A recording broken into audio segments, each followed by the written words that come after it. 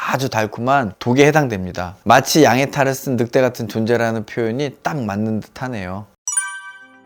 내과 전문의 조현철입니다. 여러분 건강한 한 주 보내고 계시죠? 제가 계속 당뇨에 관해서 시리즈로 영상을 올려드리고 있는데요. 그 이유는 최근 당뇨 환자가 정말 무섭게 많이 증가하기 때문인데요. 근데 진료를 보면서 너무 안타까웠던 건 환자들께서 정말 아셔야 하는 중요한 정보를 모르시고 잘못된 정보나 중요하지 않은 것에 집착을 하게 되셔서 정말 중요한 것을 놓치고 계시고 있다는 거예요.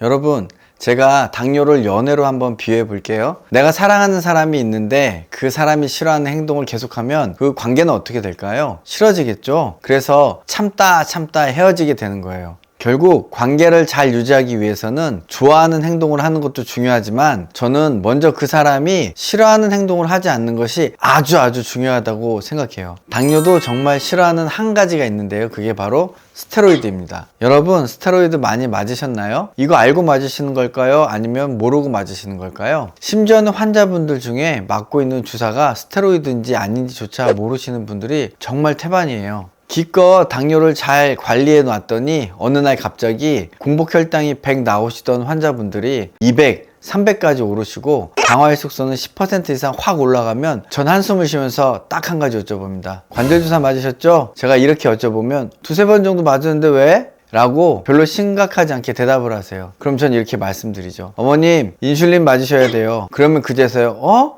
난 당 올리는 주사인지 몰랐는데? 라고 하시면서 너무 많이 후회를 하시는 거예요. 여러분 관절 주사가 바로 스테로이드 주사입니다.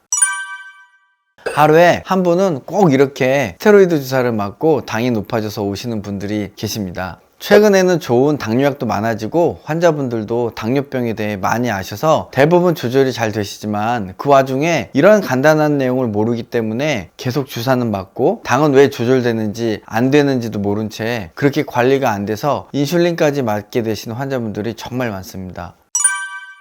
그러면 도대체 그 관절 주사, 즉 스테로이드 주사가 뭐길래 이렇게 당이 높아지는 걸까요? 스테로이드는 신장 위에 있는 부신이란 장기에서 나오는 호르몬인데요. 우리 몸의 생명을 유지하기 위해 꼭 필요한 호르몬입니다. 혈압을 유지하고 혈당을 높이는 등 여러 가지 작용을 하는데요. 그런데 이 호르몬은 염증 과정을 줄여주고 이로 인해서 통증을 줄여주는 드라마틱한 효과가 있어서 여러 질환에 사용되는데요. 주로 근골격계 질환, 특히 퇴행성 관절염, 허리 디스크, 오십견, 류마티스 관절염, 근막 통증 증후군 등과 같은 이런 통증을 유발하는 질환뿐만 아니라 피부 질환, 돌발성 난청 등 그 쓰임새가 어마어마한데요. 문제는 이 스테로이드가 부작용 또한 어마어마하다는 것입니다. 나열하자면 당을 높이고 문페이스라고 얼굴이 이렇게 달덩이처럼 되는 그런 것들이 있는데요. 그래서 환자분들이 오실 때 살이 쪘다고 얼굴이 부었다고 하시면서 오시는 경우도 참 많아요. 그 외에도 피부질환, 대퇴골두괴사, 우울증, 소화불량 등 전신의 부작용을 나타내기 때문에 이 스테로이드는 최소한 양으로 짧은 기간 사용하는 것이 바로 원칙이고 매우 중요한 포인트입니다. 그런데 문제는 환자분들이 심하지 않은 통증으로도 통증의학과나 정형외과, 신경외과 등을 방문하게 되시면 스테로이드 주사인지 모르고 주사를 맞고 이로 인해 고혈당이 유지되어 결국 인슐린을 사용하게 되는 상황이 많다는 거죠. 특히 이 스테로이드는 한 번 주사를 맞더라도 그 작용이 수개월 동안 지속되게 됩니다. 그래서 혈당을 지속적으로 올리고 이로 인해서 환자 췌장에 인슐린을 분비하는 베타세포의 과부하가 지속되는 거죠. 그러니 결국 이렇게 한번 스테로이드 주사를 맞을 때마다 베타세포가 그냥 쓸려 나가게 되는 거예요. 가뜩이나 없던 베타세포의 수가 줄어들고 번아웃되어 인슐린의 분비 기능을 떨어뜨리게 되고 결국 인슐린을 맞아야 하는 일이 생기고 맙니다. 대부분의 당뇨 환자는 베타세포의 분비 기능이 약 50% 정도 떨어져 있는 것으로 알려져 있는데요. 제가 이 내용에 관해서는 당뇨 원인편에서 설명해 드렸죠.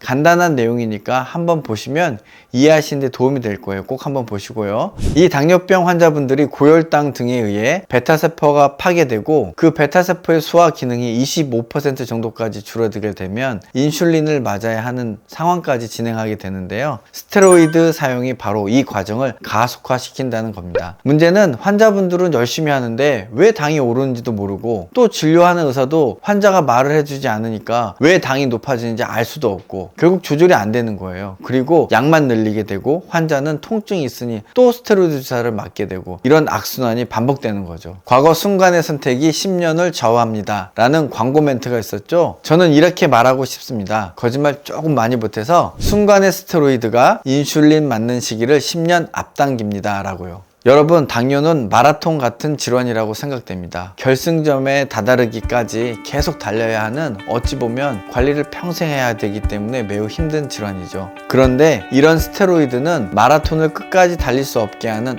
아주 달콤한 독에 해당됩니다. 마치 양의 탈을 쓴 늑대 같은 존재라는 표현이 딱 맞는 듯 하네요. 그래서 당뇨 환자분들은 반드시 통증으로 정형외과나 통증의학과 등을 방문하실 시에 당뇨 환자임을 먼저 이야기하시고 스테로이드 주사를 가능하면 사용하지 않는 방향으로 치료를 진행하시는 것이 정말 중요합니다. 이것만으로도 정말 많은 환자가 당뇨를 잘 관리하실 수 있습니다. 오늘 하루도 조금씩이라도 더 많이 걷고 더 적게 먹고 더 행복한 하루 되시길 바라며, 오늘도 내용이 유익하셨다면 좋아요, 구독 부탁드립니다. 내과의사 조현철이었습니다.